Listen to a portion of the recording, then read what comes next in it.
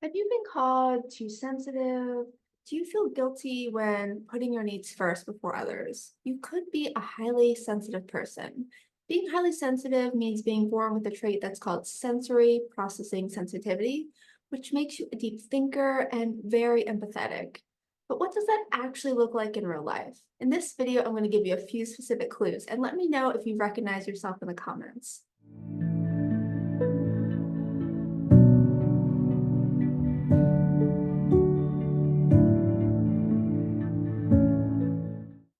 If you value deep connection, but you get easily overwhelmed by too many social commitments in one week, maybe spending time with too many people at once, or hanging out in noisy environments, you might be highly sensitive. HSPs or highly sensitive people are like sponges.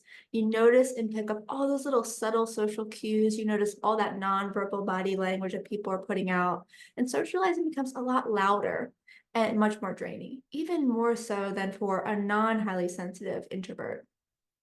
If you need time to settle in when you go to a new place, you might be highly sensitive. HSPs are wired to pause and reflect, to assess new situations for safety and familiarity before diving in. Our brains have a feature called the behavioral inhibition system, which is exactly what it sounds like. It's inhibiting behavior or hitting the brakes before you go into action.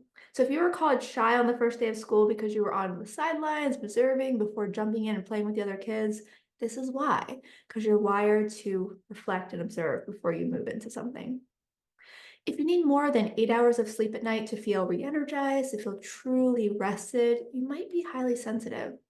HSPs are deep processors, and REM sleep or REM sleep helps with that emotional processing, helps with memory consolidation. So think of it as clearing out your inbox through the week before that next flood of emails comes in. So the longer you sleep, the more REM cycles you can go through because they occur about every 90 minutes or so.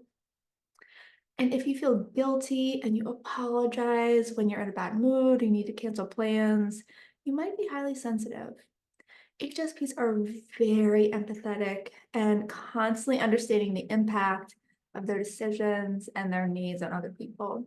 So often this makes it really hard to set boundaries, to fully express your feelings and your needs, especially if you think it's going to negatively impact someone or potentially create a conflict with them.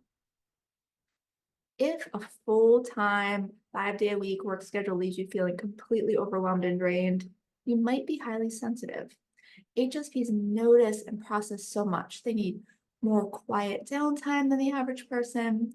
And that constant influx of information, social dynamics, decision making, when you're working a typical schedule, it creates a big imbalance for us.